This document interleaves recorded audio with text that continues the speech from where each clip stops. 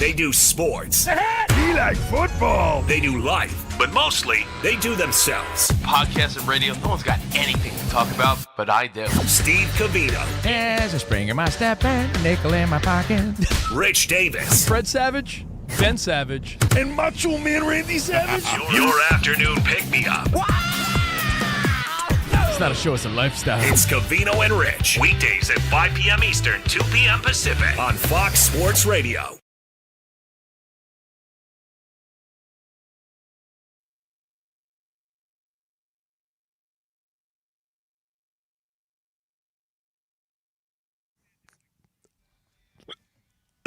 Yo, what's up, buddy?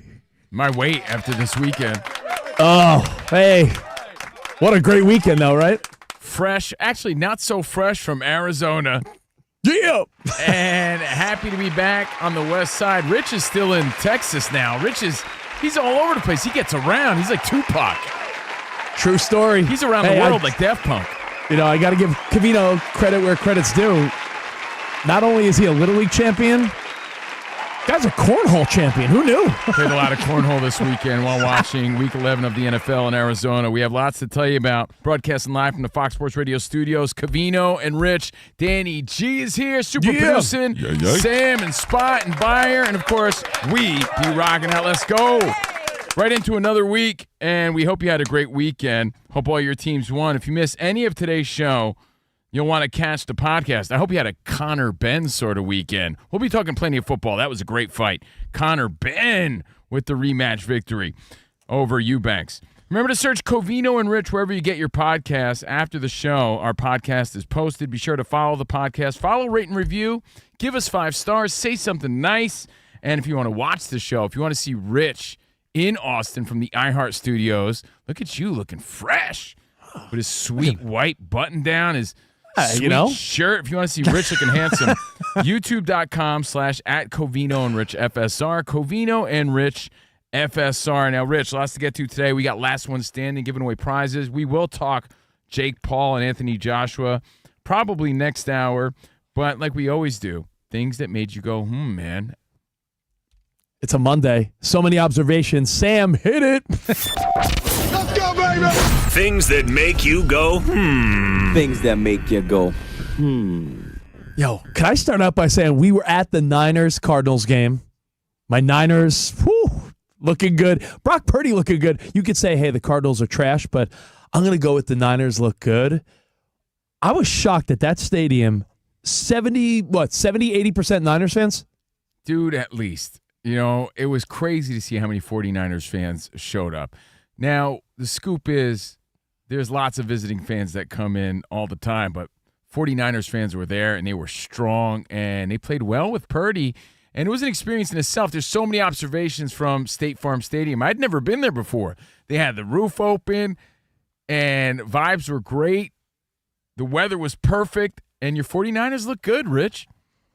Yeah, I was shocked, though, how many yards Brissett passed for the Cardinals. They just couldn't really get it together.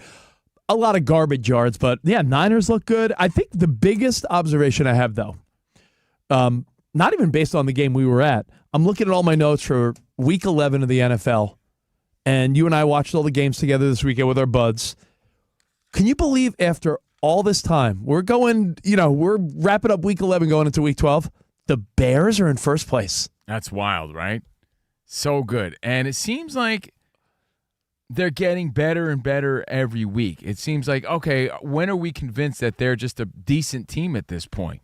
It's pretty wild to see, but they're playing pretty good. I mean, they're a team that's ahead of the Packers and the Lions in their division, and I don't think anyone saw that coming. People thought, oh, maybe the Bears could hang. Last year, the expectation was through the roof with Caleb Williams' first year, but now maybe settled in a little bit. You know what? It sounds funny, and I heard Colin Cowherd say this today when we were traveling. Again, we were traveling from Arizona back home and everything, except Rich made a dip in Austin again. He's like, it's pretty simple football. He said the stars of the Bears, they move the ball forward. They're just really good at moving the ball forward. It's always like second down, 4 yards. It's not second down and 24 yards to go, right? They always move the ball forward. They do the simple things, and he was saying something along the lines. I don't want to misquote the great Colin Cowherd, but like it's like how Belichick used to describe Brady back in the day. He did the simple things right, and they're just moving the ball forward and getting better each week. Not comparing them to the dynasty of the Patriots. I'm just saying they're doing those things right. So what you're saying is no, that's not what I'm saying. They're moving the ball in the right direction. Yeah, they just keep moving.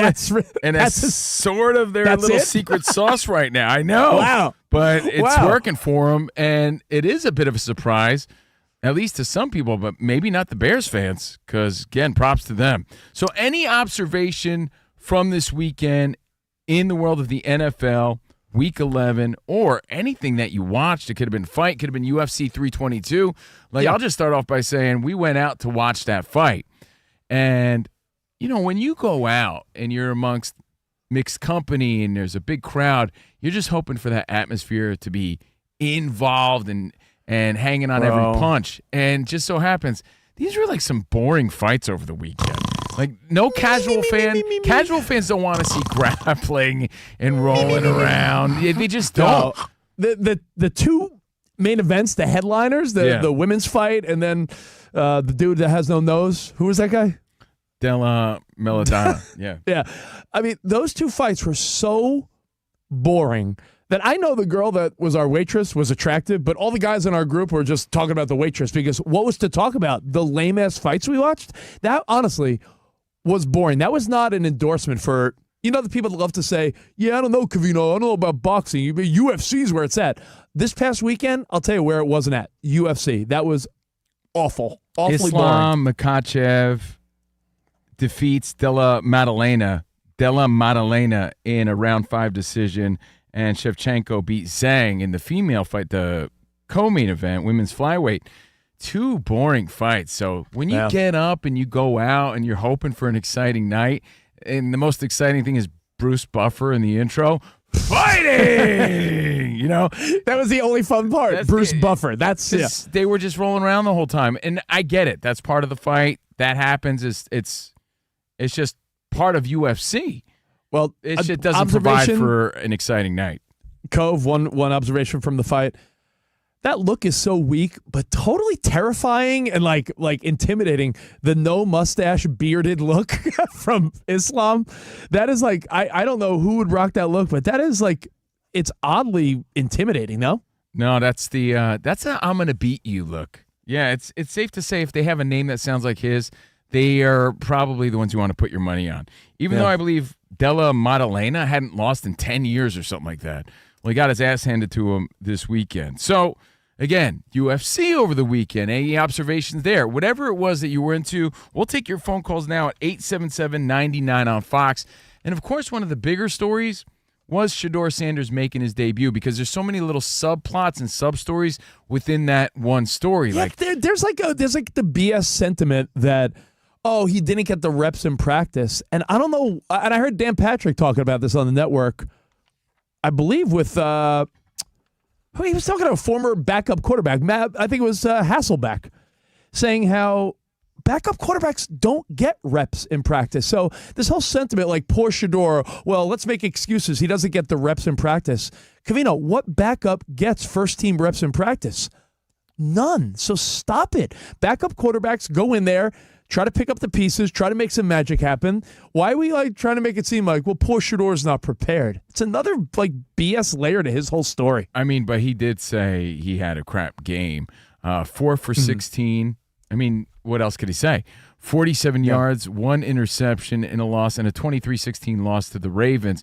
But he made his debut, and like I said, side stories. There's so many little side stories. You got Rex Ryan saying that he's putting on a show. We have the quote if you want to hear. Here's what Rex Ryan said, and I'll tell you some other things that happened with Shedeur. Rex Ryan on Shedeur Sanders.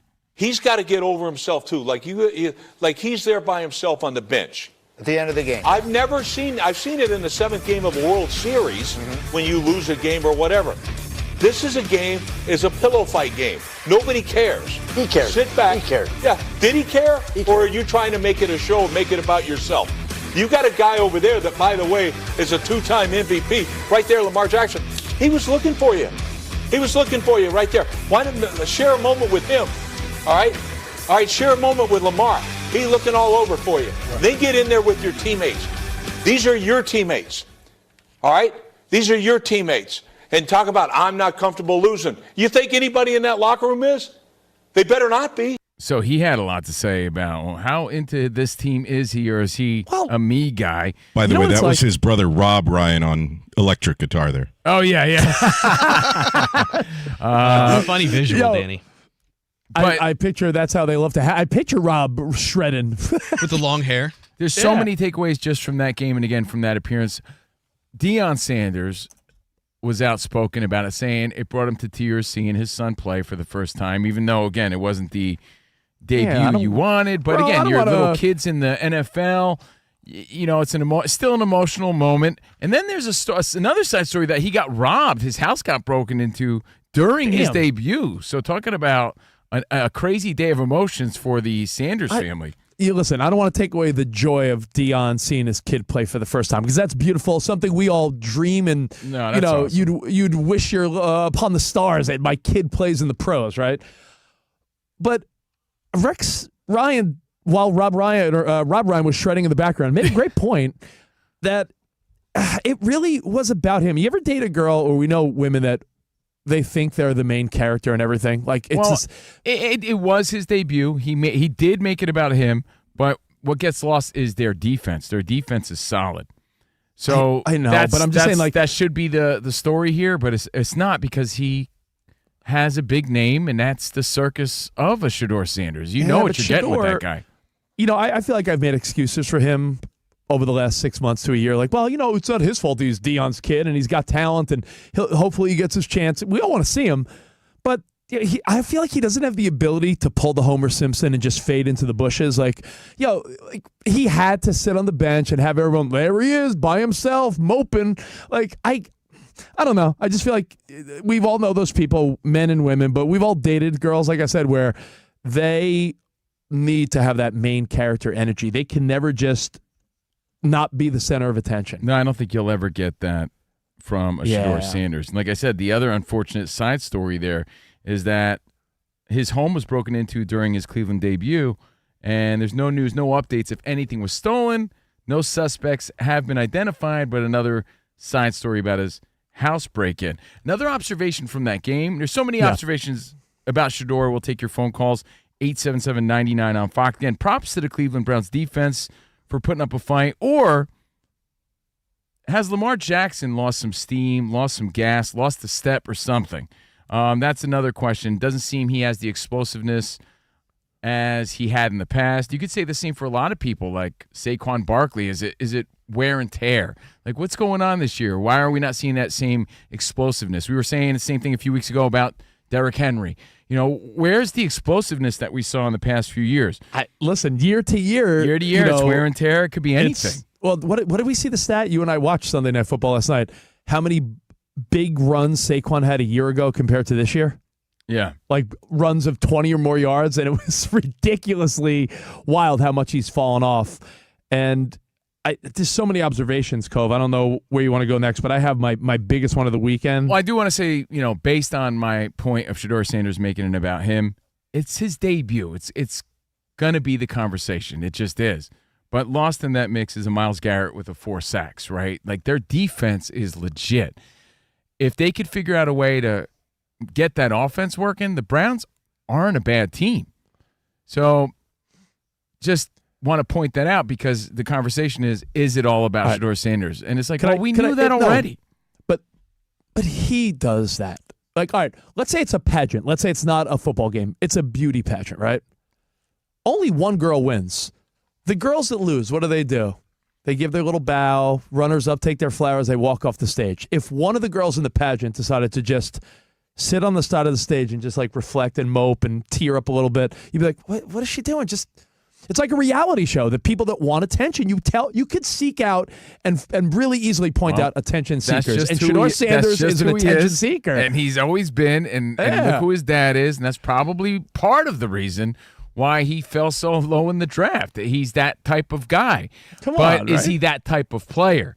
That's yet to be seen in the NFL, but the debut was made. The Chargers are broken. That's another big story. What happened? Yeah, how do you not talk about Week 11 and what we've seen this weekend, not bring up the Chargers and how doo-doo pie they look, and how if you have any of them on your fantasy team, which I don't give a diddly squat about, but that is sort of the story today, they put up 0 points. I feel like the AFC is in a really weird spot right now because my biggest observation there are 3 teams, Covino, that are on the outside of the playoff picture looking in. Now, I know we're only, most teams have played 10 or maybe 11 games, right, with bye weeks and everything. We're more than halfway through. But right now in the AFC, the Chiefs, the Ravens, and the Texans are all sitting at 500 on the outside looking in. Like if the season were to end today, and then in the NFC, just by, bad luck and, have a couple bad games, the Detroit Lions wouldn't be in the playoffs if this playoffs started today. And so many people started the season saying, what do you think? Lions, Ravens, maybe Super Bowl, maybe Chiefs, Lions. Like those were predicted. And we're talking about teams that wouldn't even make the postseason as of right now. So those teams have some work to do, or are we assuming that some of these other teams just fall off? Or those windows have closed really quick. And Danny G, our super producer, is here. He's excited for his Monday Night Football. We'll talk about that.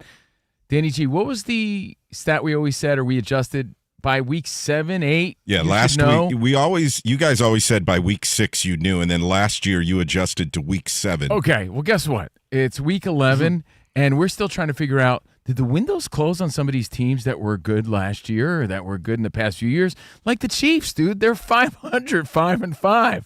Is their window closed? Are the Lions not as good as they should be? Like, is that window closed too? Like, there's so many teams. Yeah. The Chargers played like cheeks yesterday. And they started off the season looking like a Super Bowl contender. From week to week, this season has been wild. How about Bo Nix and Josh Allen both saying today, how you like me now? Because last week, people were dumping on both of those quarterbacks, and then they both came up big a week later. Can I tell you, Danny? Steve and I were in the Uber back from the 49ers-Cardinals game, and we were watching the end of the Chiefs-Broncos game on my phone in the car, and we got the phone mounted, and I'm like, I turned to Covino, and I go, isn't it funny how last week everyone's like, yeah, F Bo Nix, he's done. And now all of a sudden the Broncos are gritting out a victory over the Chiefs, and now they're 9-2, and the Chiefs are 5-5. Like, and I said tomorrow on Fox, everyone's gonna be talking about how like, yo, Bo Nix is just A-okay. It's wild, week to week. Yeah, it really is insane. None of it. And we say it, and Spot rolls his eyes. We say it every year. Hey, man, the parity in the NFL, right? We're seeing parity, but we're seeing things that make no sense this year. Nothing adds up the right way. Josh Allen, all of a sudden, he's back after 1 week. He's a superstar again. He's putting up crazy numbers yesterday. So, again, Rich is right. Props to Bo Nix. Props to Josh Allen. It's not all dumping on players. It's not all dumping on, man, did you see Herbert? He stunk. Any takeaways are good takeaways. Well, then let me ask you. Based on who's on the outside looking in and the parity of the league, dare I schedule watch, Iowa Sam? Do you mind hitting me up with some schedule watching? Rich loves to look at the schedule game. Schedule watching. Yeah. We talked about the Bears being in first place, Covino. Now, that would be something no one predicted that, after week 11. No way. That the Bears would be ahead of the Lions, Packers, even the Vikings with J.J. McCarthy healthy. Some thought they might surprise people. So let me hit you up with what the Bears have coming up, and you tell me at 7-3, they have 7 games to go. Danny G, I want to hear your opinion too. Let's go over quickly the final 7 games for the Bears. You tell me, are they W's or L's? They're playing the Steelers at home in Chicago.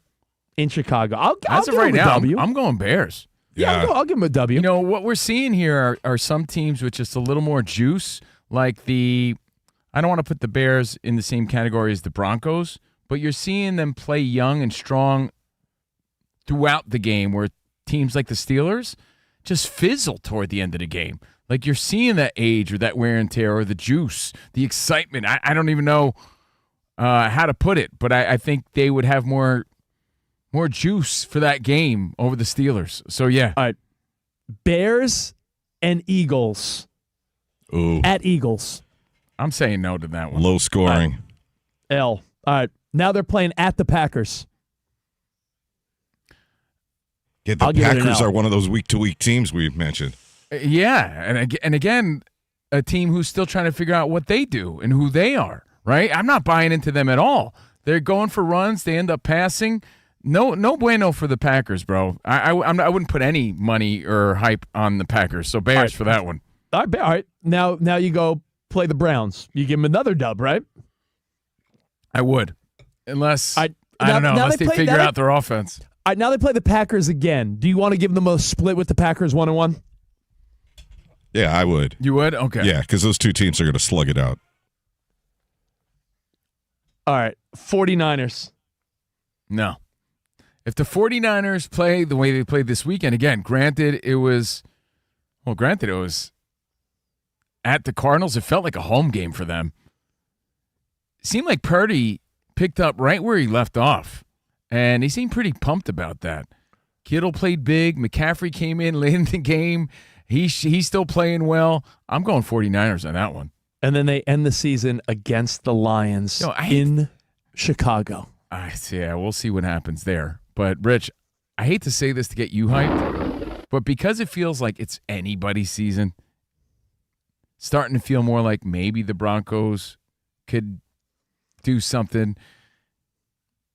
The Patriots could do something. Yeah. I feel like the 49ers are in it if they could play like they played yesterday. Again, I get it. It's the Cardinals, and they have a lot of missing pieces.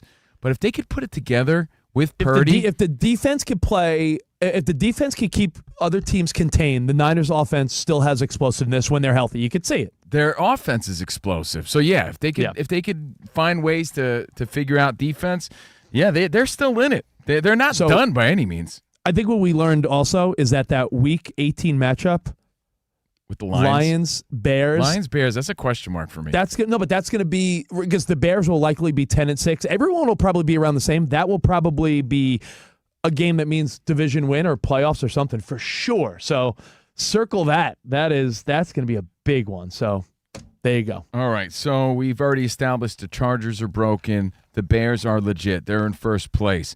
We had a great time in Arizona. The 49ers look strong. It was the return of Brock Purdy.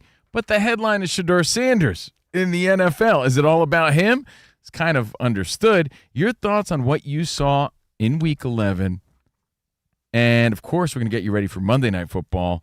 Things that made you go, we get to your feedback next right here on Fox Sports Radio.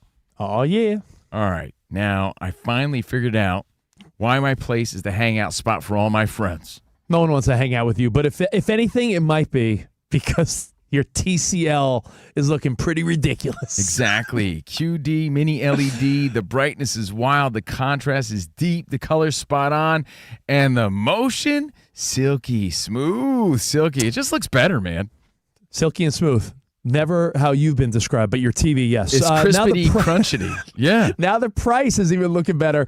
Bigger, brighter, better. Black Friday with up to 50% off select TCL TVs, including the Ultimate Series. From the QM8K, the ultimate choice, ultimate brightness, ultimate black levels for the ultimate game day experience, to the QM6K, there's a sweet spot for every room. Premium pictures on sale now. Plus, you can still enter to win 4 tickets to Super Bowl 60 with the TCL Ultimate Season to Score at TCL.com. It's what Rich watches his big game of the week on the TCL. It's true. Hit your favorite retailer, grab the amazing deal, lock in epic experiences, epic savings, and undeniable bragging rights now through Black Friday while supplies last. TCL, official TV partner of the NFL. Bigger, brighter, better Black Friday. Select models, limited time. See TCL.com for details.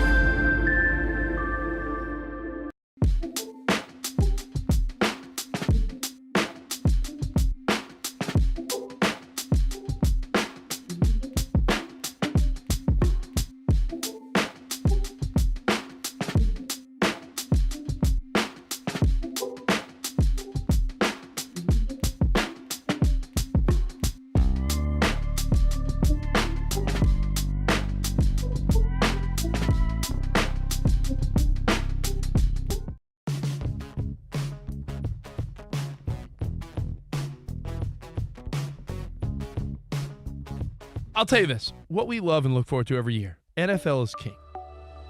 We love the report cards.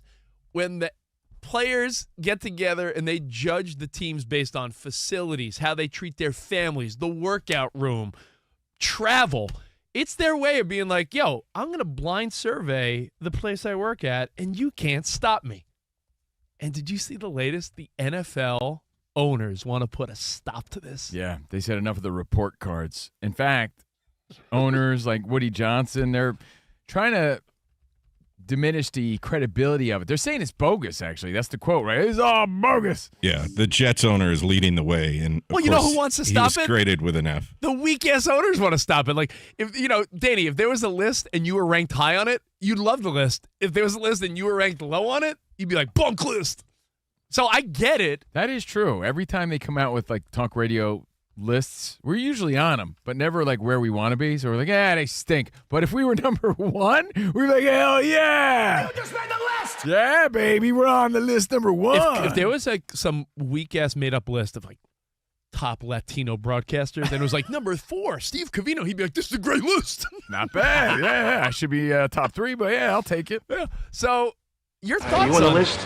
Your thoughts on the list. Are you on the list? I think this is really cool. I love the player surveys. That you could say it's petty and BS because a lot of times it's spiteful. But remember the players survey and Caitlin Clark ranked low, and it's like, oh, what a bunch of jealous biatches. Well, there's a lot involved. The facility, like you said, how they treat their kids. But I'm saying not how just they in, welcome their families. not all just these in things. The NFL. I'm saying all these player surveys in all sports would be like, who do you find the most overrated in the NBA? And it's like, whoa, that's the sentiment among your peers. I feel like peer surveys do hold a little clout to me. You might think, wow, is there much thought put into it? I like these surveys because, for instance, even though the Chiefs are a dynasty that have dominated, remember they had some Fs? Yeah, I remember. For like and you know what? Player medical care. Yeah, like so for us, it's great fodder, great things to talk about, and it's fun to speculate. So of course we're gonna love it. I could see how it rubs the NFL and the owners the wrong way. Think about it. You're spending so much money on these dudes, and then they come back. This is how you thank me with an F on the report card? It's got to sting a little bit from their perspective. Well, I'll give you an example. But I do believe there's a nugget of truth to it. If we gave Fox Sports Radio rankings based on places we've worked, I know where I would grade it high and where I'd grade it low. Maybe we used to get free snacks at other jobs. I was going to say Number 5. I remember there were jobs. There were jobs. I'll give you where we worked. SNY in New York, which was the Mets and the Jets. snack wall. There was a free snack We wall. had a snack wall, man. And I remember thinking, we all got fat too from that. Yeah, snack I was going to wall. say, Rich, it's good that we don't have that at Fox Sports we Radio. were like taking Sun Chips home with us, man. In a way, all right, I'm just playing devil's advocate, and I'll be Keanu Reeves. When you think about it, it's a bit hypocritical. If they were to ask you, what would you do? What would you do? Because it is anonymous, crappy feedback. It's like if you're on social media, don't you look down on the jabroni who chimes in anonymously with some heavy criticism? It's like if you're going to say something rude and critical, you should own up to it. Like, it's very cowardly to do it anonymously like that. Well, I think in this case they have to, but the NFLPA, they stick up for themselves, and they've even recently, the survey process has been enhanced. They are including third-party perspectives, they say, to ensure a comprehensive evaluation of each team's workplace standards. I get it, and I do think it's interesting, and I do believe there's truth to it. But like Rich said before, there are disgruntled people for whatever reason. There are people who are just jerks. And as a radio show, Rich, do you give more credibility to the person who owns up to who he is? There's pictures of him and his family on social media, and he's like, Rich Davis sucks. That hurts and means a lot more than someone anonymous with no picture profile whatsoever, and he's like, Rich sucks. It just does. You know what I mean? So I think anonymous criticism is far more cowardly. And if you want to look at it that way, it's easy to say some negative stuff when you don't have to own up to it.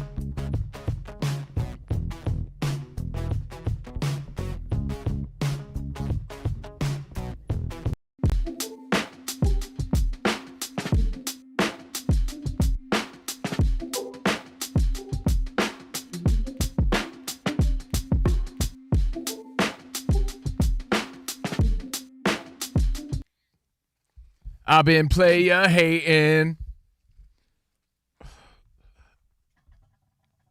Covino and Rich on Fox Sports Radio. Hope all your teams won. Hope you had a great weekend. Hope you had a Chicago Bears sort of weekend. Iowa Sam. Hope you had a UFC type of weekend, meaning you just rolled around with someone. Ooh, yeah, sexy. I mean, hope you had a sexy weekend. Ooh. Yeah, there was just a hell of a lot of rolling around and thrusting. Iowa Sam's on the ones and twos. Danny G super producing, getting ready for Last One Standing. Next hour, we're going to play a game, give away prizes. 877-99 on Fox. Spot's got the video going. We're live from the Fox Sports Radio studio. Rich is in Texas, back in Texas. We're fresh from Arizona. We had a great time. Dan Byers got your update in about 5 minutes. There's a few things. Remember I said there's a few side stories when it comes to Cleveland? Fun times in Cleveland again. Cleveland. And all the talk is about Shedeur Sanders. Mm-hmm. They're able to figure out their offense. The defense is pretty decent.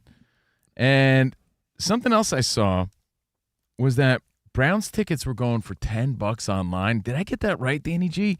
$10 Browns tickets?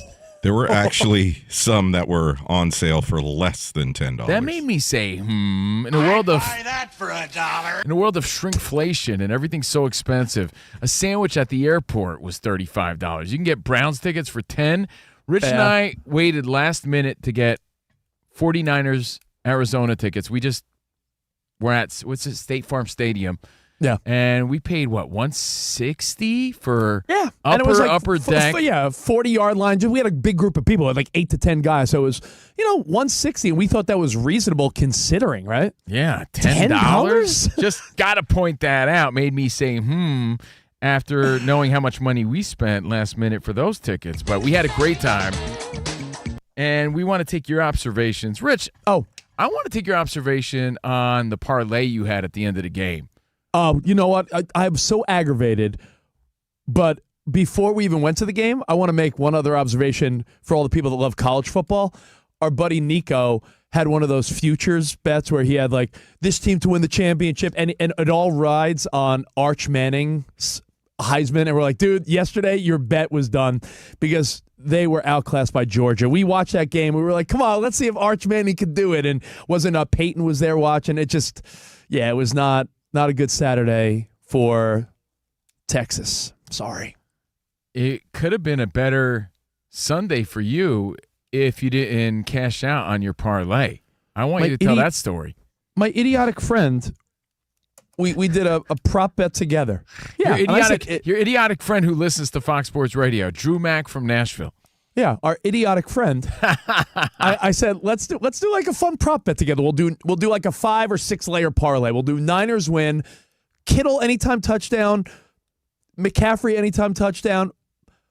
It was Kittle like 50 or more yards, and we needed McCaffrey just to hit 70 yards rushing. And in the fourth quarter, the Niners started using Robinson more, and you're like, they're up by like double digits. We thought they took McCaffrey out, though. It fell for a series where it was like, McCaffrey's not really entering on many plays. Like, it's almost like they're going to give the carries to Robinson in the fourth quarter. It felt like the game was wrapped. Why put him back in our buddy's defense? So our buddy Drew's like, hey, man, our $20 bet, I could get a $48 cash out now. I'm going to cash out. Presses the button. When I tell you he pushes the button, that is exactly when McCaffrey decides to bust open like a 20-yard run for a touchdown and would have sealed that prop bet. So just proving that you can never really win. Even when you do pick it, you don't win. You don't win. You know what I took away from that too, though? Purdy must be playing at 100%, no doubt about it, because why wouldn't they have taken him out of the game at that point? Why wouldn't they have thrown a Mac Jones in there just to protect Purdy, because it was his debut and there might be a little rust, or maybe he is a little sore. He must be 100%. They must be 100% confident that he's 100% for them to keep him in toward the end of that game. I was really surprised about that. Now, Covino, Danny G, Dan Byer, I know it's only wrapping up week 11, and we're before you know it, we'll be starting week 12 on Thursday. I know there's no prop bets that you can make going into week 12, but I can promise you, if you would have asked anyone from Dan Byer to Danny G to Dan Patrick to Colin to Stephen A to any sports head in the world, would anyone have ever been able to predict who is at the top of each of the AFC divisions? I don't think you would have got one of them. Covino, the Patriots, Steelers, Colts, and Broncos? You tell me. Our very own Dan Byer did get the Broncos before the season started. I'll give DB the Broncos, but Thanks, Danny. Good looking out. Yeah, I'm sorry. I'm a Dan Byer guy, but I don't remember No, that. Byer's a Danny G guy. That's true. But Dan Byer, I mean, you're watching closer than anyone, doing your Sunday show and your podcasts and all that. The AFC is as unpredictable as anyone could have ever thought. No? Yeah, I think you're right. And while someone would say, you know what, I think Mike Vrabel's going to instill a new culture in New England, you're not double down, going to double down and say, and Shane Steichen and Daniel Jones turn it around in Indy. Like, that's just not happening. It was easy to take the Texans and move on. Yeah, when I jokingly was like, man, I really believe in Aaron Rodgers, and I think the Ravens will catch them, but even when I joked about Aaron Rodgers, who does look old and tired, they still are in first place, though, even though they don't look great. That was laughed at when I joked about that. So when I tell you that AFC is a little crazy compared to what we all thought. That's what it is. Yeah, I'll tell you, the way that the Broncos have won, the way that the Chiefs have lost just in that division. Guys, you talk about the Chargers stinkers. I mean, gosh, for how bad it was on Sunday, it was just as good Sunday night when they were dominating the Steelers a little more than a week ago. But, that maybe a late, the early kickoff on a Sunday for the Chargers caught up with them. I think the Steelers had, a bone to pick with the Bengals so they can stay atop the division. But, yeah, the division leaders are crazy. For lack of a better word, it's a really weird season. It really is. And Dan Byer, before we go to the phone calls, let's get your update, man. The great Dan Byer. What's up? You guys were talking about the college football action that you were watching on Saturday. There's some news in college football, and the big news is multiple reports are saying that Virginia Tech is hiring former Penn State head coach James Franklin, to be the Hokies' new head football coach. He takes over for Brent Pry, who was fired in September. Oddly enough, Pry, in his prior job from being the Virginia Tech head coach, was as the defensive coordinator for Penn State under James Franklin. But James Franklin going to Blacksburg, Virginia, to be the new head football coach for Virginia Tech. The Athletic says that Ole Miss has given head football coach Lane Kiffin a deadline of November 28th to decide if he will leave to take jobs at either Florida or LSU. Reports stated that Kiffin's family members toured Gainesville, Florida yesterday and Baton Rouge, Louisiana today. The NFL suspended Bengals wide receiver Jamar Chase for one game for spitting on Steelers defensive back Jalen Ramsey during yesterday's game. Falcons quarterback Michael Penix Jr. headed to IR, could miss the rest of the season because of the knee injury suffered against the Panthers. Falcons are also going to be without Drake London coming up in Week 12 against the New Orleans Saints. Jets are making a change at quarterback. Tyrod Taylor's going to start Week 12 against the Baltimore Ravens. Spurs said our Victor Wembanyama is going to miss a few weeks, guys, because of a calf strain. Memphis Grizzlies announced today that guard Ja Morant suffered a grade 1 right calf strain. He's going to miss at least 2 weeks. And we could have the return of LeBron James, yet to make his season debut. J.J. Redick, the Lakers head coach today, said TBD on whether LeBron makes his season debut tomorrow against the Jazz. LeBron did practice today. Guys, back to you. Thank you, Dan Byer. What a crazy sports world. We talked about all those AFC standings, and then as the funny joke last week went, LeBron was playing in the G League and Bronny was starting for the Lakers. So sports are crazy, man. Reeves called that out, and it's so true. And you mentioned Wembanyama out. Maybe just playing extra defense on Draymond Green. I saw so many viral clips of them just going at it. Oh, that was such a great moment. Right? Just back and forth and the pushing and shoving. So maybe some wear and tear from that series. But lots of observations from this weekend. And Mo and Mitch and Rob and Frank and everybody on hold. 877-99 on Fox. We're going to go to all your phone calls. We'll get to them next. Plus, I have some more NFL Week 11 observations, all right? Sweet. All right, we got more Covino and Rich on Fox Sports Radio. Stick around.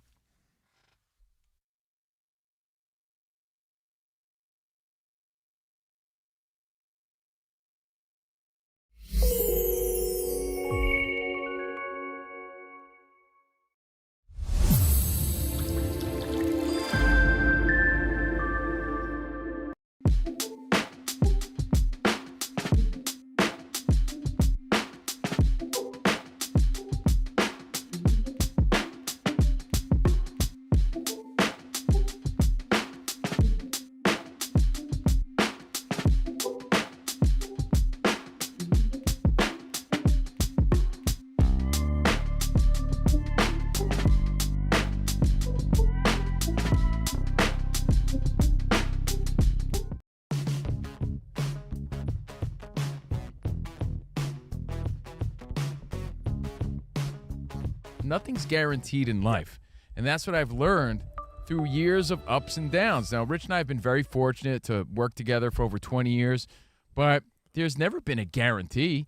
We used to get nice long contracts, and that was like year to year, and you're always on like the edge of your seat wondering if you're going to get signed again. It's not a fun life to live. COVID changed everything. People lost jobs.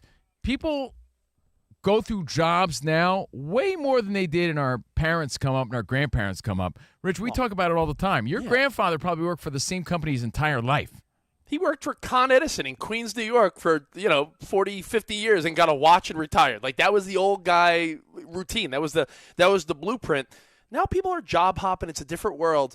But Covino and I have a theory we want to get into, and it has to do with the Nico Harrison firing. Yesterday, of course, Brian Dable. I feel like to be a man or a woman, to be truly humbled, to have character, you need to have been fired and dumped in your life. Dumped, especially. Yeah, dumped, I think, changes a person. Fired does too, though, because it just shows you what you're really made of. It's not a fun experience. We've all been there. I like to say let go, or it didn't work out, or they gave us an offer we couldn't accept. But truth is, you get an offer that you can't accept because they're putting you in a place where you're forced to move on or forced to quit. So essentially, you kind of got fired. And it's happened to the best of us, but you got to rise like the phoenix. That's really what you have to do. It's your back's against the wall, especially if you have a family. You're like, all right, I got to get it together. I got to develop a new skill. I got to figure it out.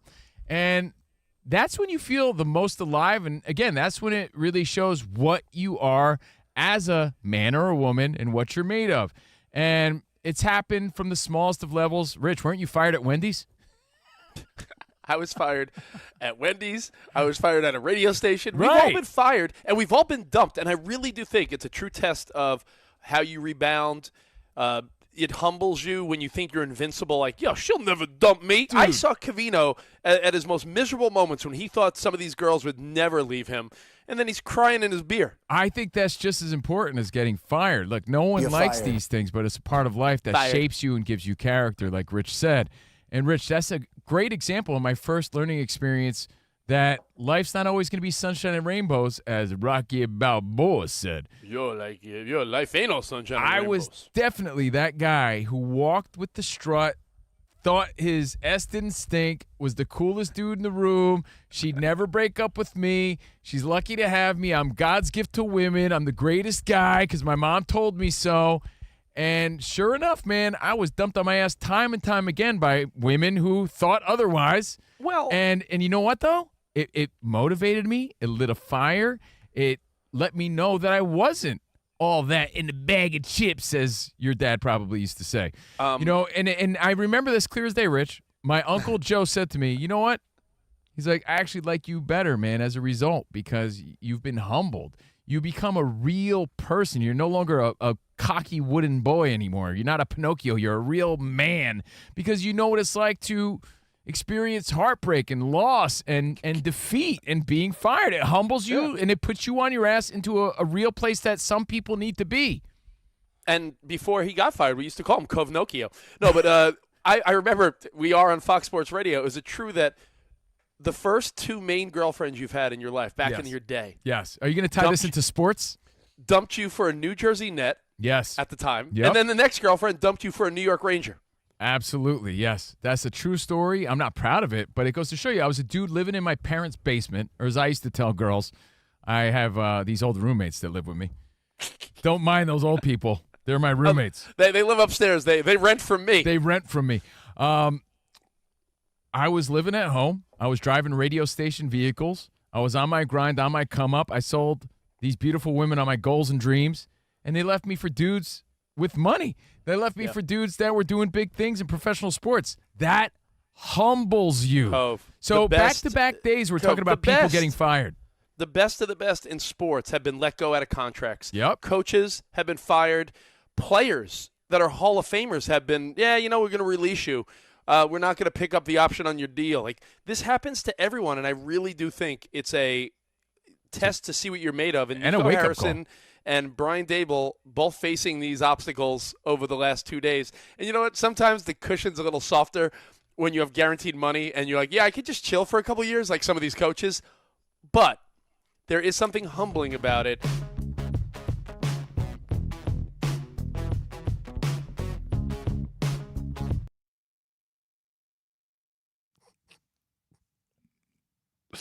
Yo, CNR on FSR.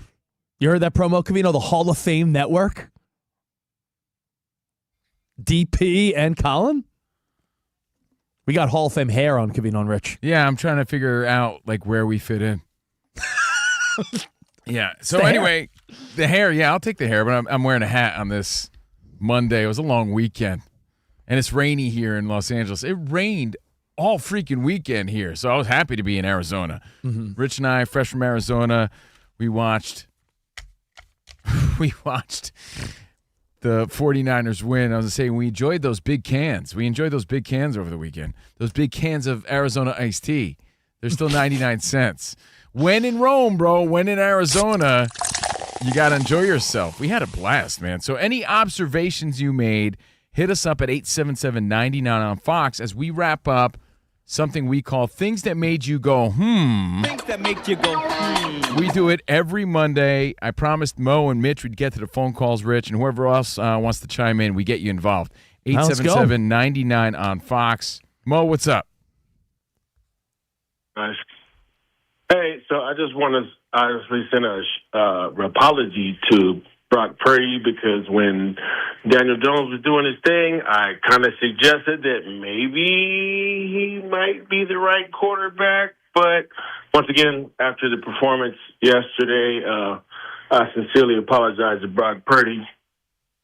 You meant Daniel Jones, not Mac Jones, not Daniel Jones, right? So, yeah. I mean, Mac Jones, they're saying is going to get a lot of looks in the offseason because they're saying the young quarterback class coming out of college isn't that strong. So, Mac Jones could find a new home next year. But I think you saw Purdy yesterday, and we said it, Covino, just a little sharper, a little more mobility in the pocket. And I know it was the Cardinals, but a good soft launch for Purdy this season since he's hardly played, right? Yeah, no, it was a great debut for sure, or a great comeback, I should say. Yeah. Mitch in Jersey, you're on Covino and Rich. What's popping, guys? Hey, buddy. What up? Sam Darnold. I know he had 4 interceptions, almost won the game. He's the guy I wish the Rays had signed. They wouldn't be 2-7. But I want them to lose tonight and continue losing. Fernando Mendoza sweeps it, but there's going to be a lot of good quarterbacks coming out next year. Yeah, I mean, Danny G, your Raiders. Do you want them to win, or do you want better draft stock at this juncture of the season? You're not making the playoffs, so are you just hoping, like you said, for maybe like a good game from Bowers or Genty and just some promise? There was a headline this morning saying, "Did Tom Brady tip his pick for quarterback next season for the Raiders?" Because he was praising C.J. Carr of Notre Dame. Yeah, I don't know. I've never been one of the kind of fans who subscribes to, let's lose out and get a better draft position. You don't ever want your team to lose. It's a bad culture. Well, speaking of wanting your team to lose, there was a point yesterday where I was like, is Mike McDaniel trying to lose this game for the Dolphins? You know, dude, so many questionable calls. Like, why didn't they go for the field goal? Like, is that an analytics call at that? I would imagine, right? Like, why else would they do that? They ended up getting the win anyway, and they got lucky. But even that Eagles game, lots of questionable calls. I want to talk about that. But back to our caller and Sam Darnold. I don't know if you guys saw the quote from Seahawks linebacker Ernest Jones defending his QB, Sam Darnold, saying, if you got anything to say, quite frankly, F you. It was cool to see him have Darnold's back in that moment in the press conference. And speaking of football and speaking of great quarterbacks, Bo Nix pulled one out, and that's time for our Tire Rack play of the day. Let's do that real quick. The Broncos won a close one over the Chiefs. Snap placement, kick on the way, and it is good. They don't block this one like last year in Kansas City. And on the final play of the game, the Denver Broncos have beaten the Kansas City Chiefs by a final score of 22-19. The Kansas City Cheeks. That's courtesy of KOA 850 AM and 940.1 FM Broncos Radio. And that was our Tire Rack play of the day. For over 40 years, Tire Rac's been helping customers find the right tires for how, what, and where they drive. Ship fast and free, backed by free road hazard protection with convenient installation options like mobile tire installation. TireRack.com, the way tire buying should be.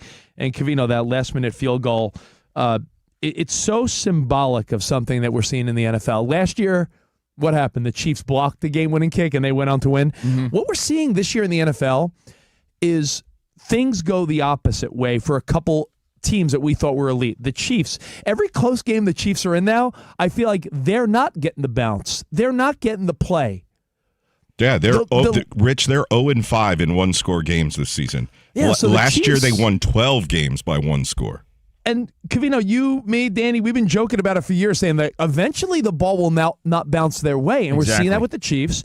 And with the Lions, Danny G, 0 for 5 on fourth down tries. And what were they known for? Like edging out close games because they were ballsy on fourth down. And now you're seeing that backfire. So you're seeing in Vegas when you see red or black come up a bunch of times around, you're like, the opposite is bound to happen. And we're seeing it this year. But on the flip side, what we're also seeing is things go the Broncos' way. And props to them. They're 9-2 now, right? So we also have to say, okay, well, maybe the Chiefs are just mediocre, and teams like the Broncos have turned the corner, and props to them. So that's our Tire Rack play of the day. As we wrap up, things that made you go, You mentioned questionable calls, Rich. You mentioned the Dolphins.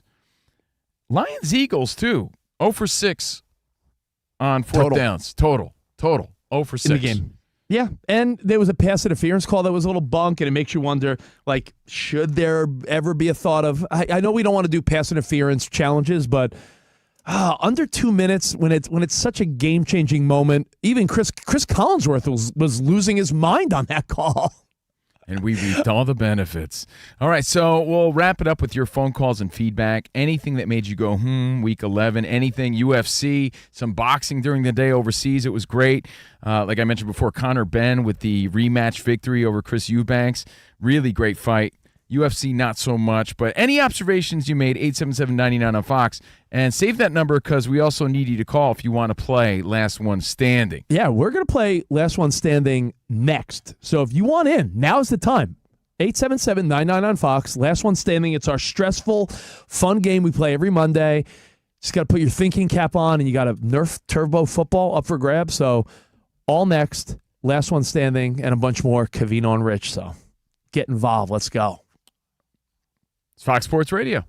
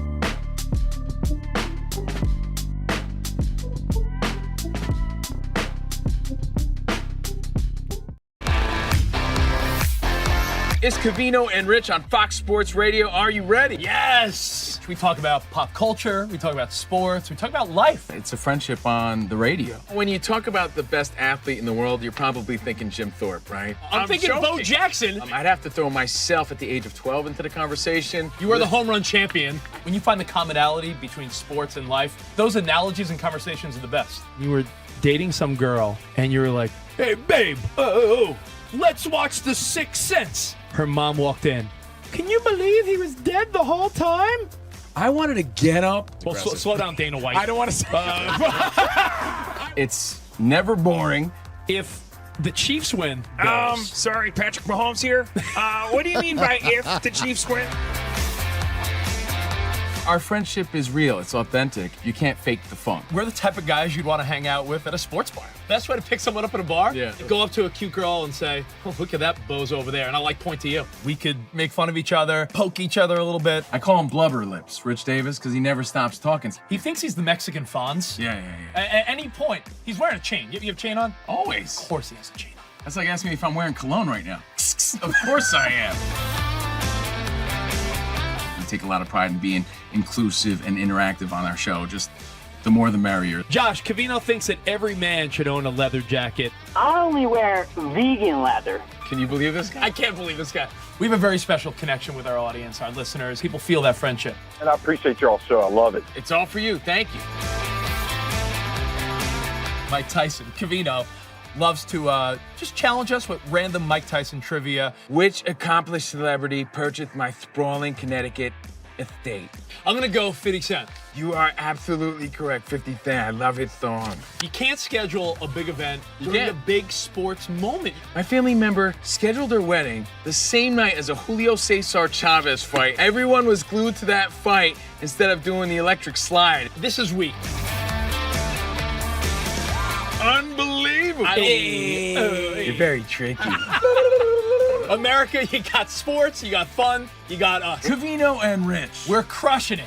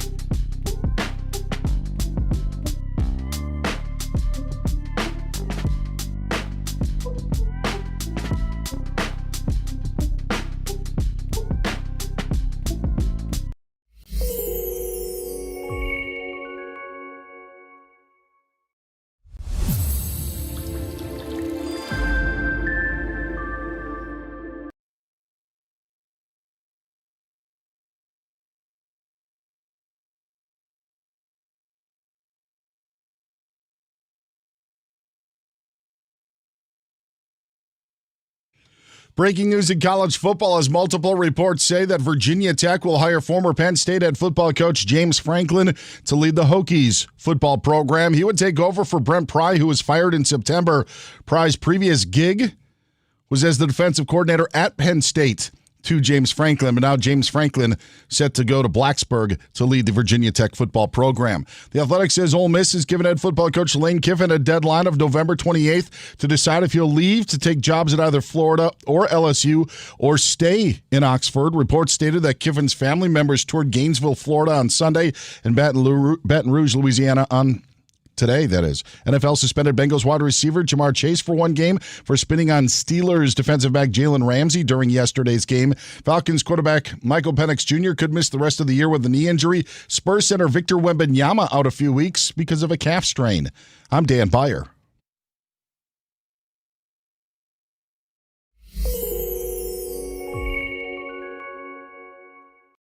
They do sports. We like football. They do life, but mostly they do themselves. Podcast and radio, no one's got anything to talk about, but I do. Steve Covino. There's a spring in my step and nickel in my pocket. Rich Davis. Fred Savage, Ben Savage, and Macho Man Randy Savage. Your afternoon pick-me-up. Oh, yeah. Monday with CNR. These guys are cool.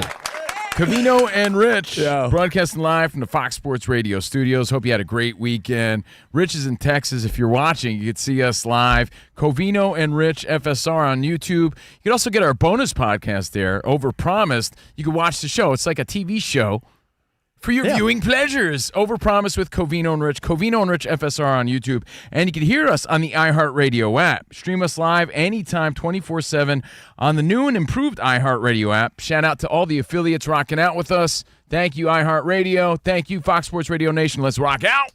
Yo, hope you had a great weekend. Just got to let it be known, I didn't spit on no one, all right? I'm pulling a Jamar Chase. Did you see spit or no? Yes. I did. Anyway. It was spittle. Yeah, I sent the link to Danny G the moment I thought I saw spit. I believe that Jamar Chase did spit on Jalen Ramsey. Is it the worst diss ever? We might get to that later this hour, so start thinking about it. Did our video guy Spot break it down like the Zapruder film, like frame by frame, like Keith Hernandez and the Seinfeld? I mean, dude, look, you don't know what's credible and what's AI in today's world, but if you watch the ESPN link, Danny G, that I sent you over the weekend, you clearly see him spitting. So I don't know how there's any debate about it. He's just lying to cover his ass. But is that the most gruesome of all disrespectful things you could do? We'll get to that later. Plus, I want to talk some Jake Paul and more because it seems like the fight is official. Jake Paul and Anthony Joshua. We'll explain. But any final things about things that made you go, You know, I was talking to Danny G off the air, Rich. We were talking about how, what were the Dolphins doing in that situation? Even though they won, right? They could have went for a field goal. They made it more difficult for themselves.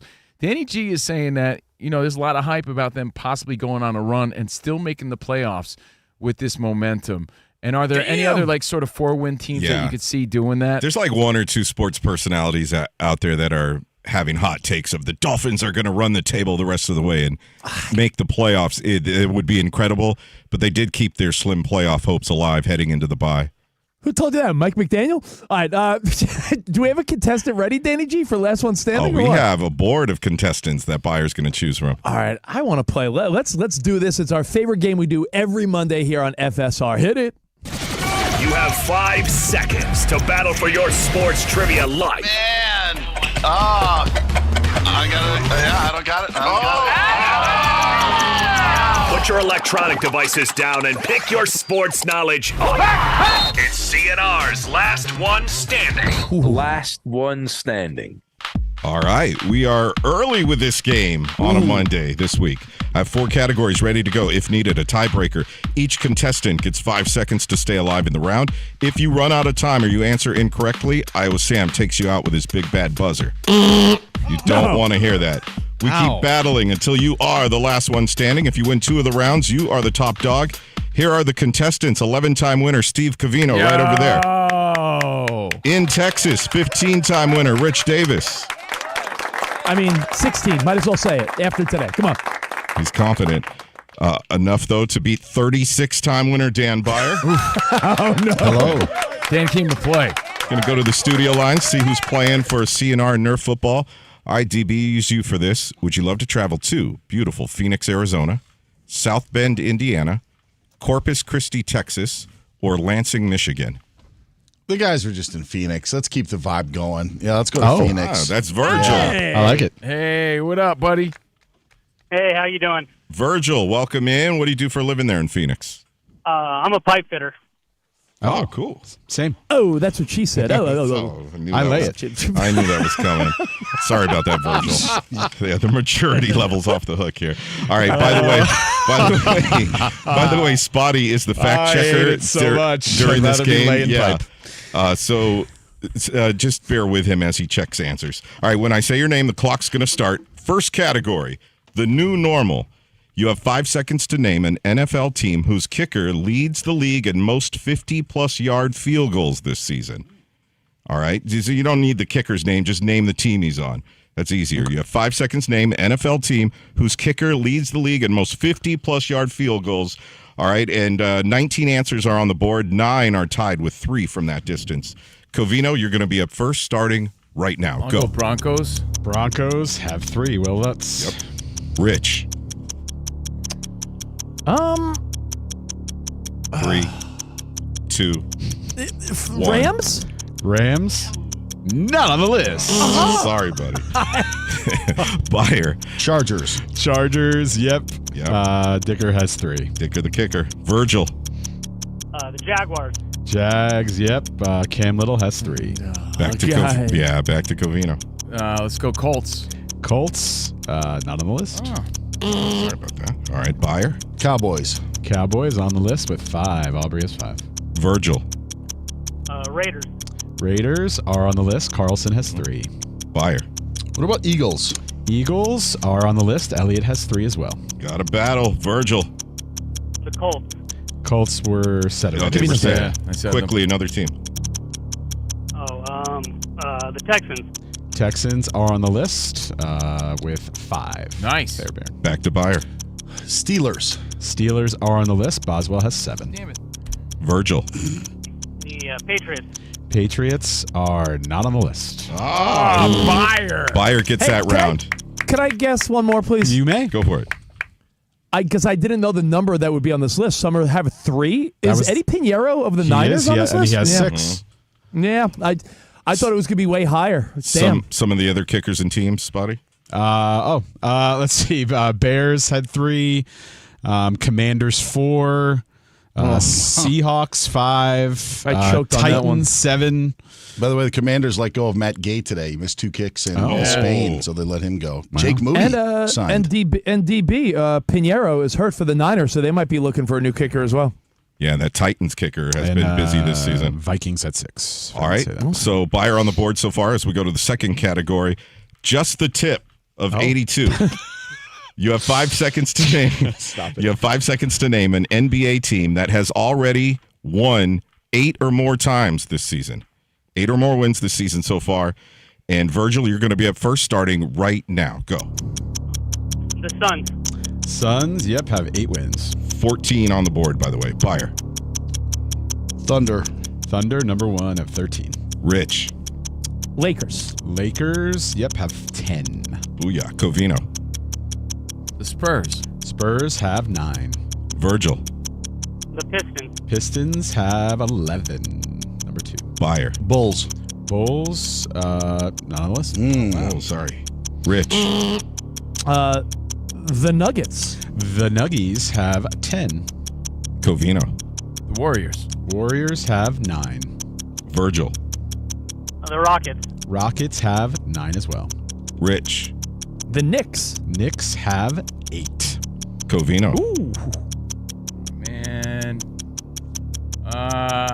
3, 2, 1. Celtics. Celtics not on the list. Virgil. The Sixers. Sixers not on the list. Oh, Rich wins that round. Genius. You missed 12. Closer to 16. There you go. Who did we miss, Spotty? Yeah, only missed a few. You missed the Cavs, Hawks, both had 9. Bucks, Raptors, and T-Wolves all had 8. All right, so Buyer and Rich both on the board as we go to the third category, the pigskin calculator. You have 5 seconds to name call me.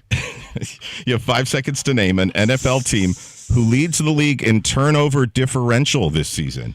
Okay, that's subtracting the total number of giveaways, interceptions, and fumbles lost from the total number of takeaways, interceptions, and opponent fumbles recovered. Got it?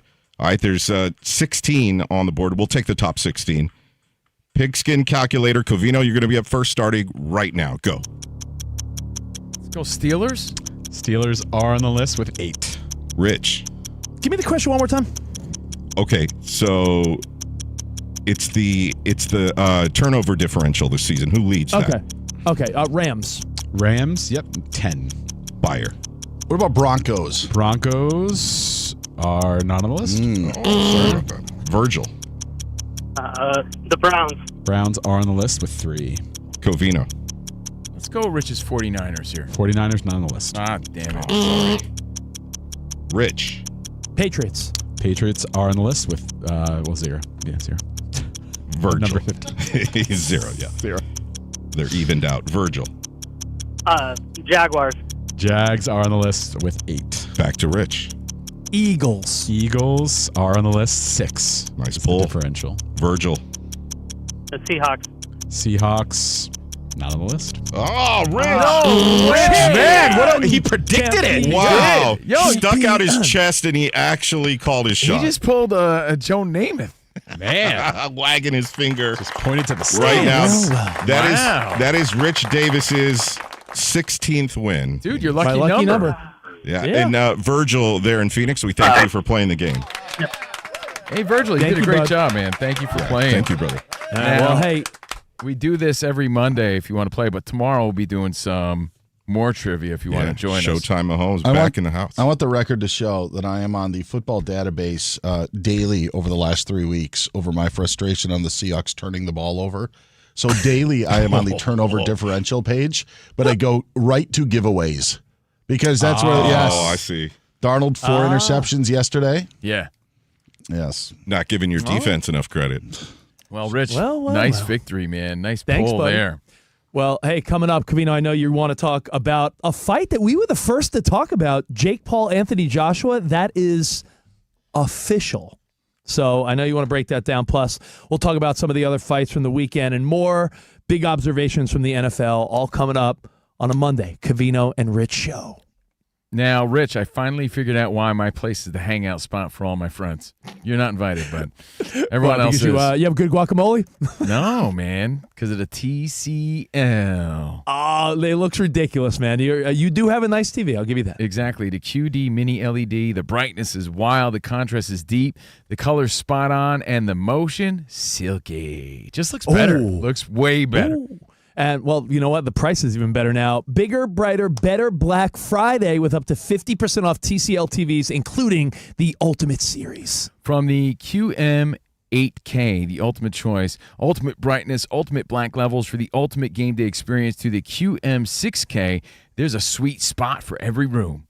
Premium picture on sale now. Plus, you can still enter to win 4 Super Bowl tickets, Super Bowl 60, with the TCL Ultimate Season to Score at TCL.com. Yeah, we watched a lot of football this weekend and Pluribus. TCL style. Pluribus, yeah.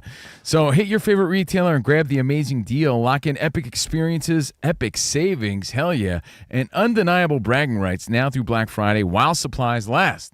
TCL, official TV partner of the NFL. Bigger, brighter, better Black Friday. Select models, limited time. See TCL.com for details.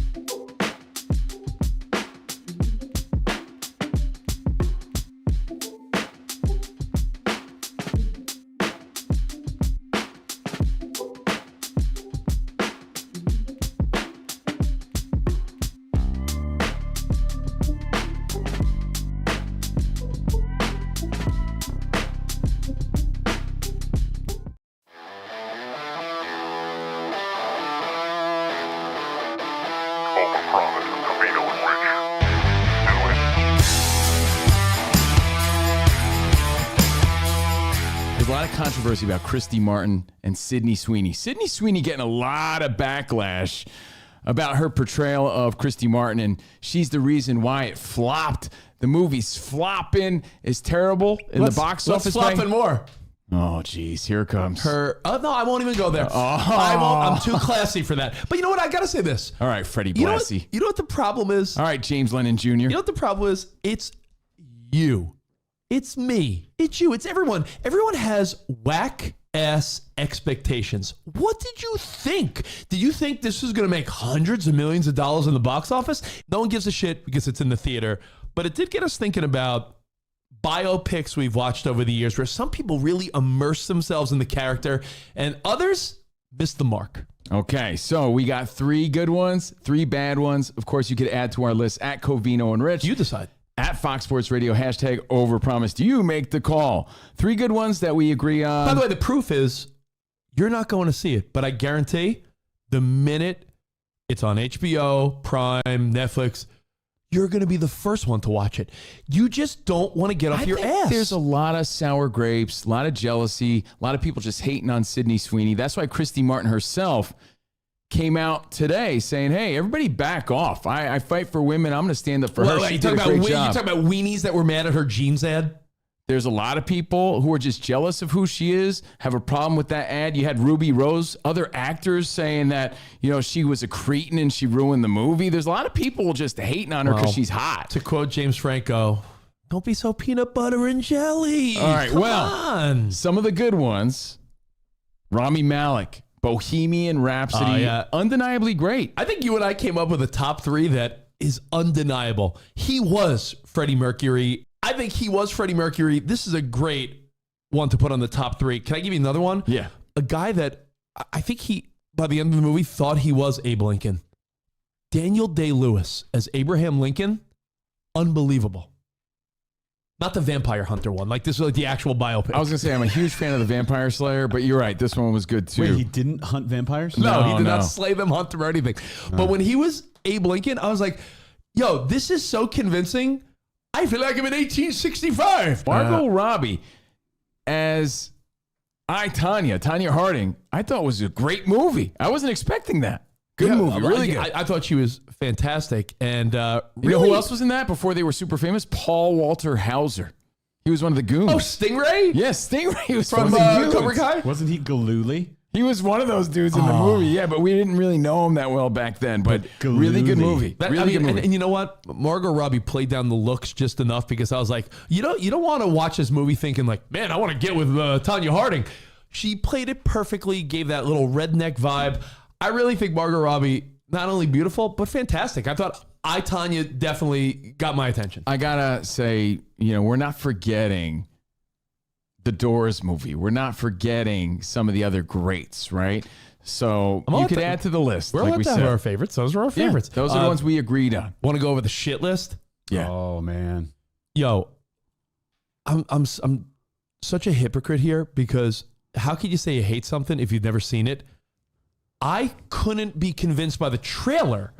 I never saw Ali because I'm like, Will Smith, I'm not convinced. I couldn't even. My man. Bro, I couldn't even put myself in the mindset. And when Rich and I agree, it's fact. I'm not a big Will Smith fan anyway, but I am a big Ali fan, and I could never accept him as Muhammad Ali. So it may be the greatest movie ever, but I'm like, I've seen bits and pieces of it, but I'm like, I am not supporting this. I do like Will. I know you don't. I like Will, but when he's Ali, all I see is Will Smith trying to be Ali. Like, Plus, I don't. Can anyone really capture the dynamic personality and greatness of Muhammad Ali? That's really it. It's like, even as great as Will Smith is or could be, it's still not Ali to me. You know what? I think number 2 on the bunk list, she could capture the hotness, but apparently everything was wrong about the beautiful Ana de Armas as Marilyn Monroe.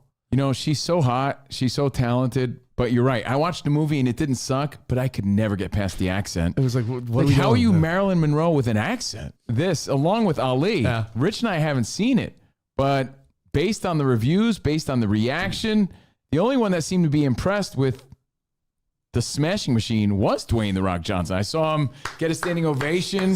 He was crying, but people are saying this movie was ass. And it's his portrayal of Mark Kerr, the mixed martial art fighter, the wrestler, the fighter.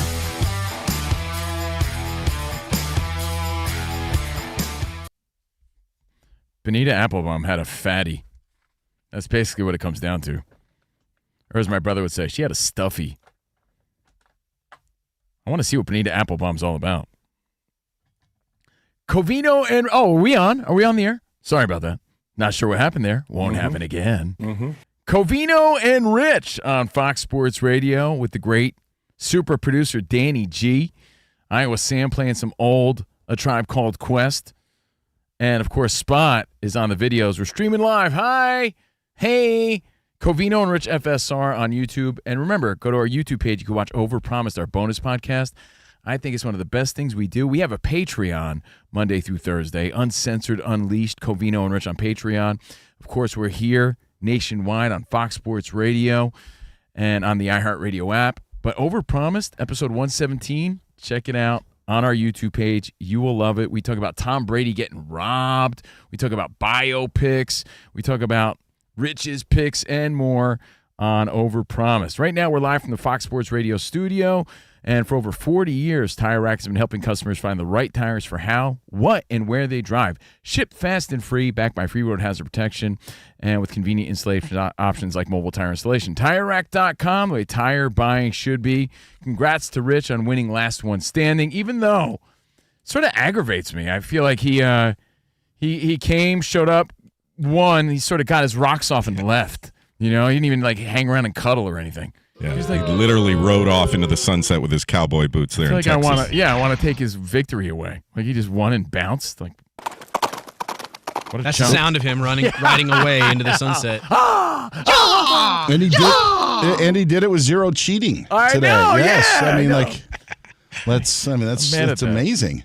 Well, over the weekend we had a blast. We were in Arizona. We had a good time. Then he dipped off back to Austin. He had some other stuff to do, and I told him we'd save the fight talk for the second hour because I'm not sure if Rich really cares that much. I know he'll watch. But does he care? Do you care is the question, because it seems like it's official, like Danielle Fishel. You guys know who Danielle Fishel is? It's Topanga, yeah, right? Oh, yeah. And it's official. Apparently. I'll believe it when I see it, but they're saying it's happening from DAZN to MVP Promotions to Netflix. Everybody's saying it's happening. It's official. Jake Paul will face Anthony Joshua in a pro heavyweight fight on December 19th in Miami. So, wow, you could hate on him all you want. When you really think about what he's doing, it's sort of wild. Like, you need cojones of steel to get in the ring with a former heavyweight champ. But not just any champ, a guy who, like, sort of owned the fight circuit overseas. Like, they were begging for a Fury-Joshua fight. A guy that sort of took back the heavyweight division. A guy that beat a Klitschko. You know, we're talking a mastodon that stands 6'6", 253 pounds. Is he past his prime? Jake Paul wants you to know that he's in his prime. But Anthony Joshua sort of has some battle wounds, some wear and tear.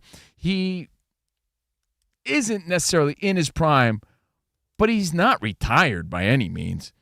Do I think he's going to beat Jake Paul? I do, and I'll tell you why.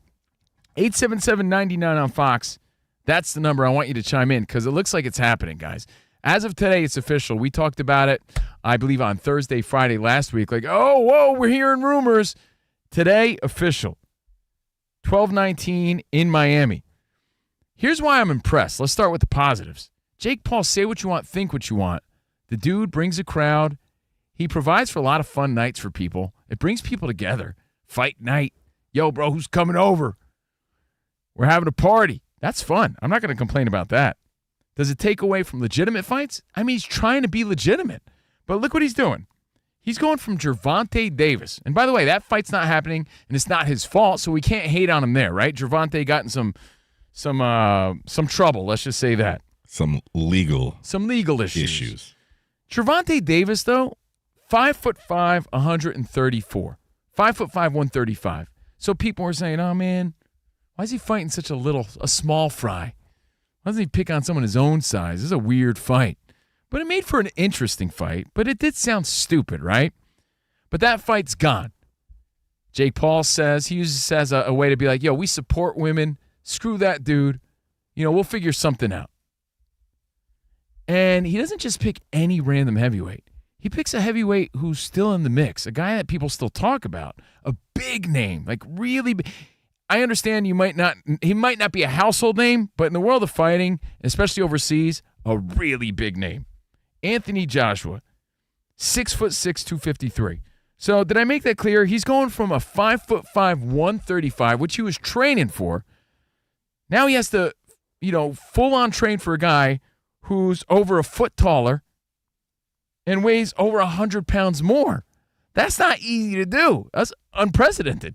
Who's ever done that before? Who's trained for a guy that was a foot smaller and 100 pounds less, and now he's training for a fighter and a fight that's bigger than him? So Joshua's 6'6", and he's ripped. Like, if you don't know who Anthony Joshua is, he looks like a movie star. Like, he looks like a guy that Rocky would fight. He looks like a Vander Holyfield in his, maybe not his cut, but he's that Olympic level sort of fighter. Great shape, impressive. He also has slurred speech like Rocky. Well, Anthony Joshua, let's put it in perspective.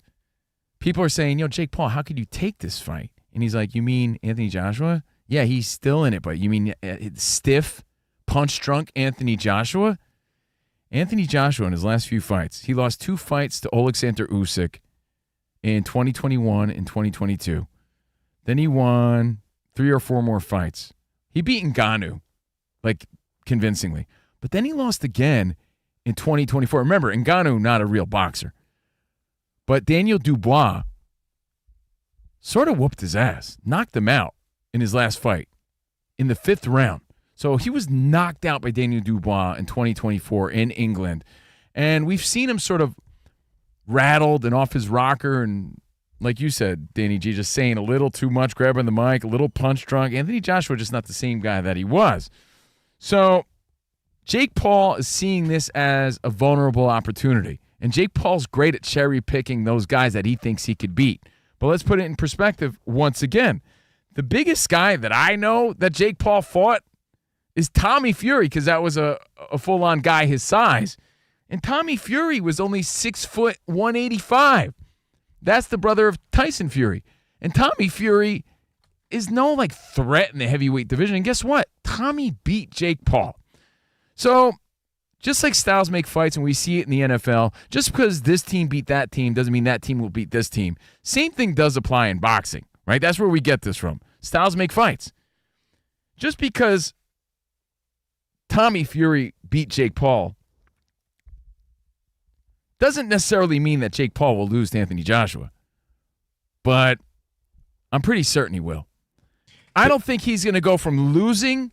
Jake Paul lost. I don't think he's going to go from losing to Tommy Fury, who's essentially sort of a no-name in the heavyweight division in boxing for the most part. He was a reality star who fought and had a fighting name, and I wish him the best. But he's not a great boxer. So if he lost to Tommy Fury, who's significantly smaller than Anthony Joshua, you mean to tell me that Jake Paul, as ferocious and as heavy punching as he is, and as he has a set of huevos made of steel, like we said, is going to beat, even if he's punch drunk, and Anthony Joshua, who's 6'6", 253, and who has battled the biggest heavyweights in the game. Dude, he's fought everybody that's available. Like I said, he shared the rounds. He shared the ring with Klitschko's. The only guy he didn't fight, really, for the most part, was Tyson Fury. That was the dream fight. Could still happen when he wins. Do you think Jake Paul has a shot, guys? We've doubted him before, and he's come through. He's impressive.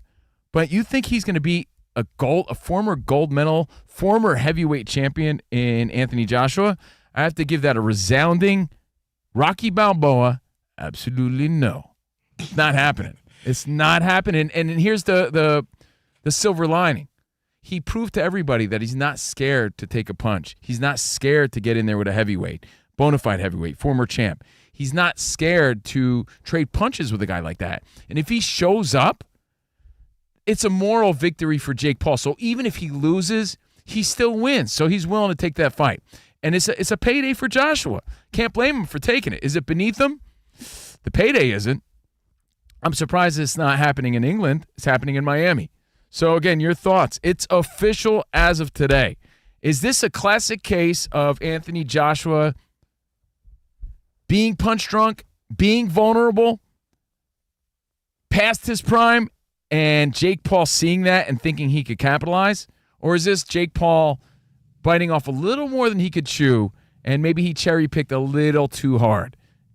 Isn't this how the cycle was going to go? At some point, Jake Paul just couldn't fight a bunch of randos is not the word, but you know what I mean. Well, it was. He was bouncing around from the Nate Diaz's of the world to smaller boxers to who else did he fight? Mike Perry. He fought. Yeah, he fought a bunch of. It is randos. Julio Cesar Chavez Jr. Was the last fight that he won. Isn't this this? It had to go at this point because otherwise you're not getting any value for what you're presenting.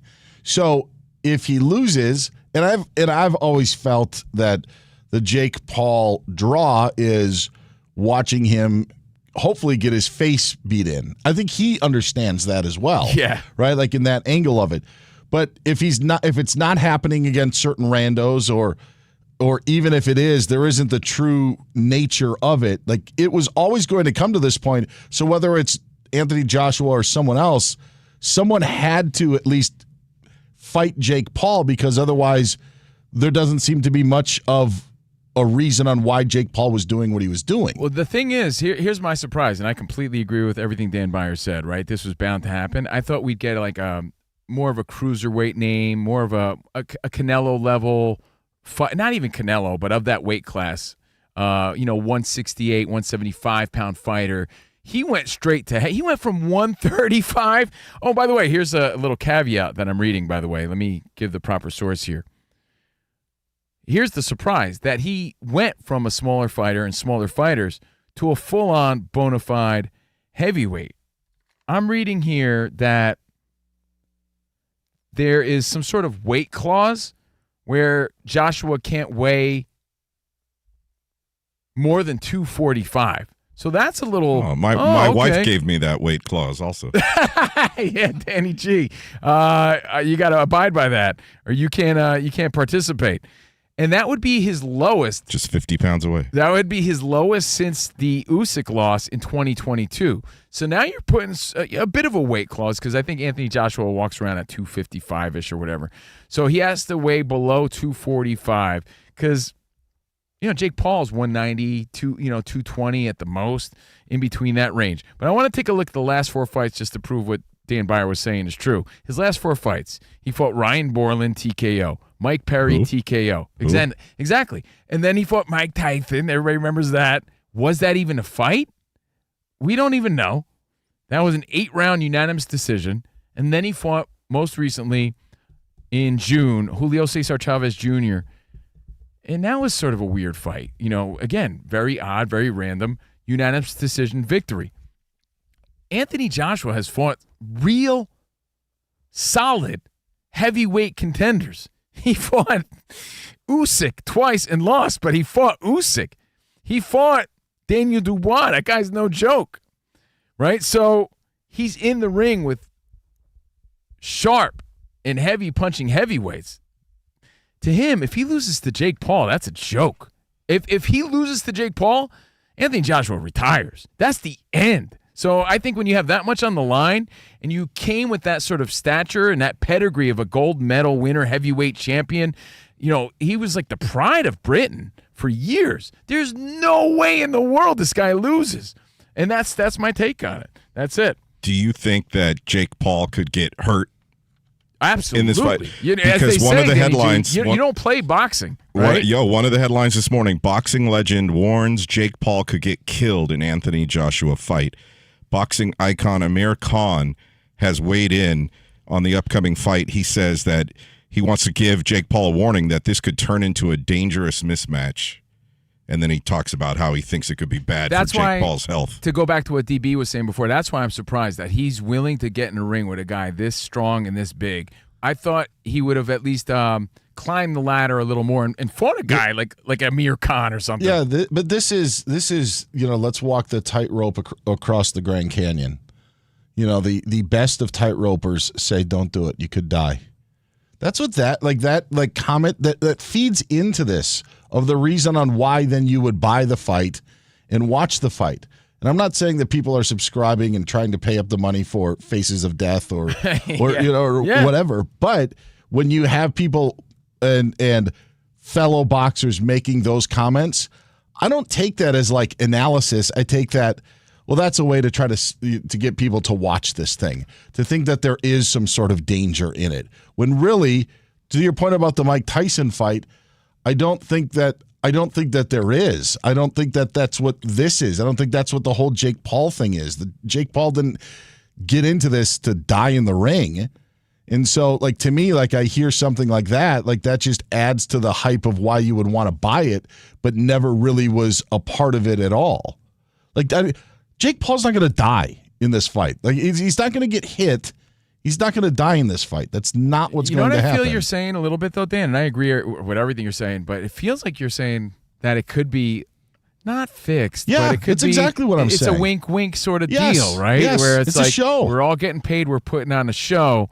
But who wins that show? The whole thing is a show. All of it's been a show. Yeah, I hate that though. I you might be right, and there's a lot of people that feel that way, and I'm glad. That's why I'm glad you brought it up. But there's a part of me that doesn't want to believe that. But DB, this is Netflix. Does that make you feel any different? It makes me feel like it's more of a show because it's on Netflix. Yeah. All right. Yeah. But I mean that's not Con having to sell pay-per-views though.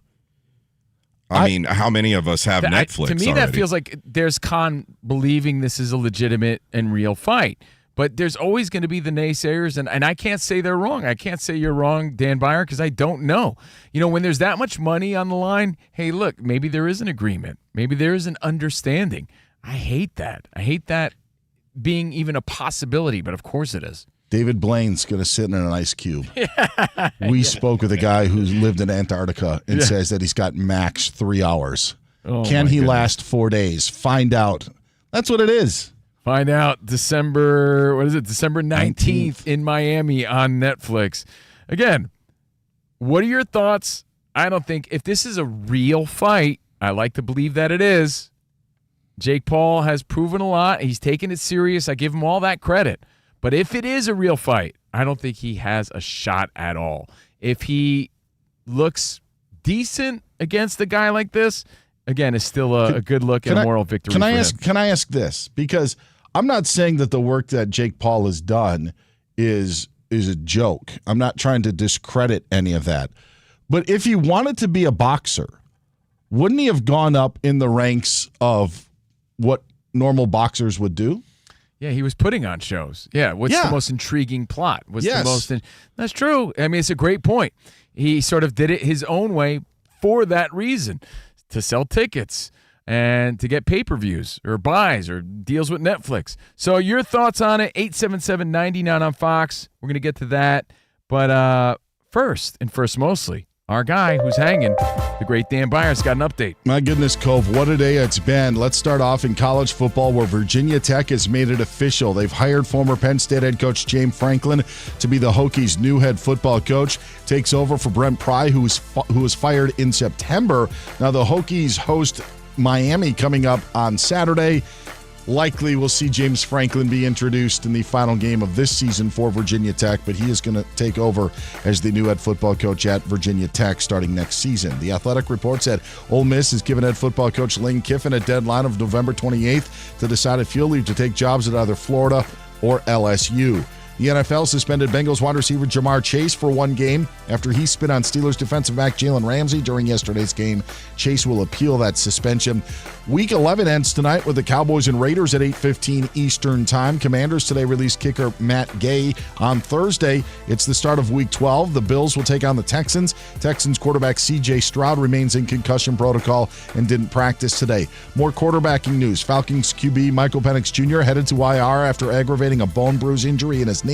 ESPN says that there's also some damage to the ACL and that Penix isn't expected to play again this season. Atlanta won't have Drake London against the Saints in Week 12 out with a knee injury. Packers head coach Matt LaFleur wouldn't rule out running back Josh Jacobs for the Week 12 matchup against the Vikings despite a knee injury. And The Athletic says the Jets will switch quarterbacks as Tyrod Taylor would start in Week 12 against the Ravens, with Justin Fields heading to the bench. Cleveland.com says the home of Browns quarterback Shedeur Sanders was broken into on Sunday while he was making his debut against the Ravens. Spurs center Victor Wembanyama is going to miss a few weeks of action because of a calf strain. John Morant's got a calf strain, and the Grizzlies guard's going to miss 2 weeks because of it. And Lakers head coach J.J. Redick says it's to be determined on whether LeBron James will make his season debut tomorrow against the Jazz after LeBron practiced with the team today. Cove, back to you. Thank you, Dan Byer. So lots of NBA to get to if we have time. We got to talk Monday Night Football, Cowboys, Raiders. And that Jamar Chase story, DB, spit on Jalen Ramsey.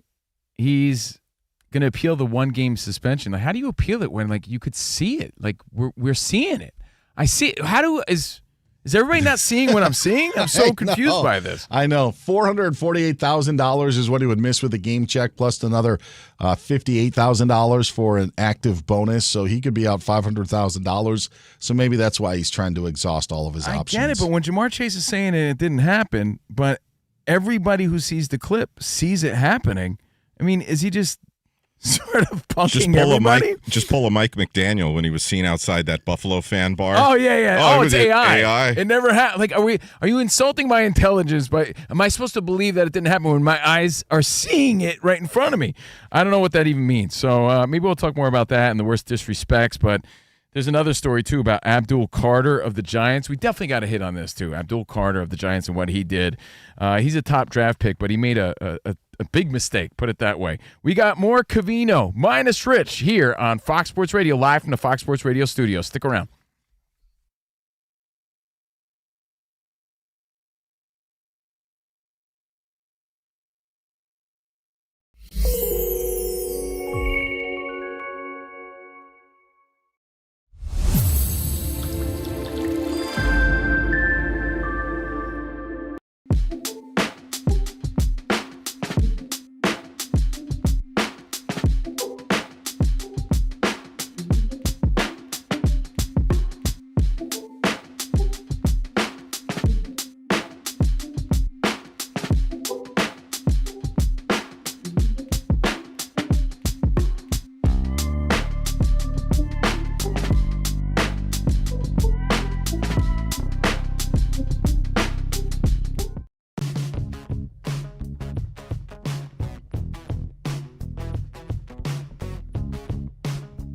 The question really is, Drake May is him, or is he?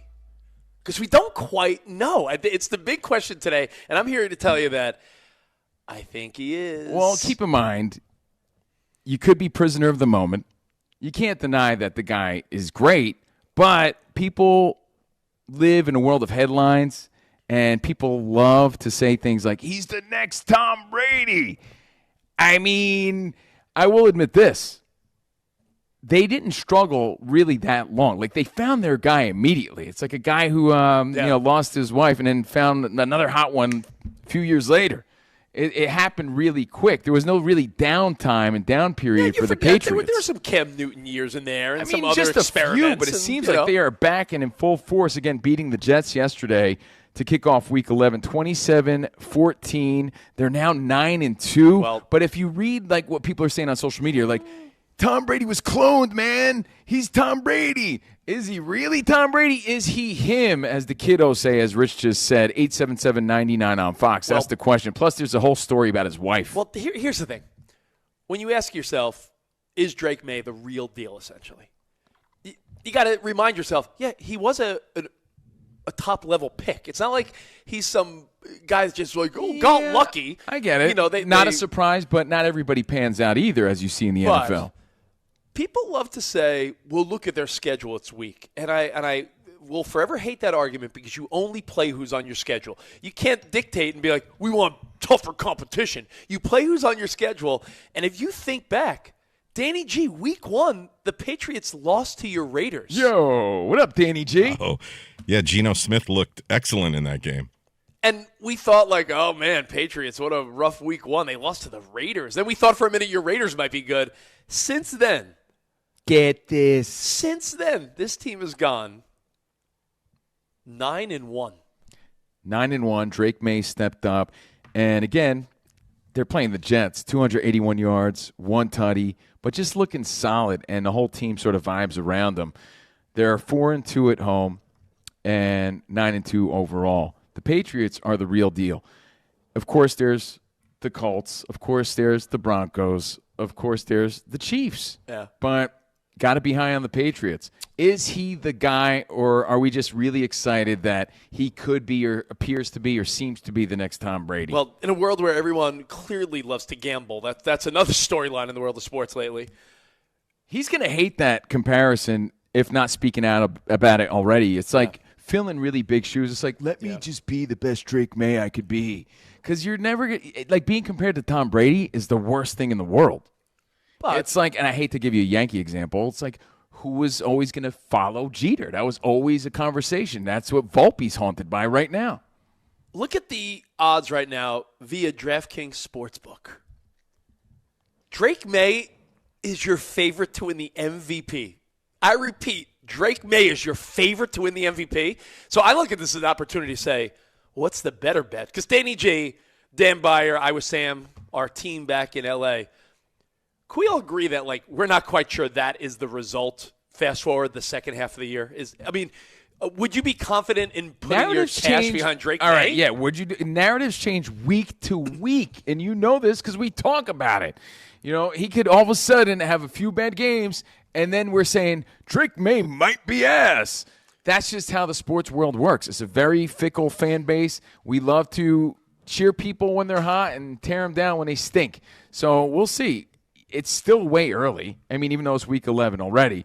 But anything can happen in the next few weeks. Why don't you do what you do best?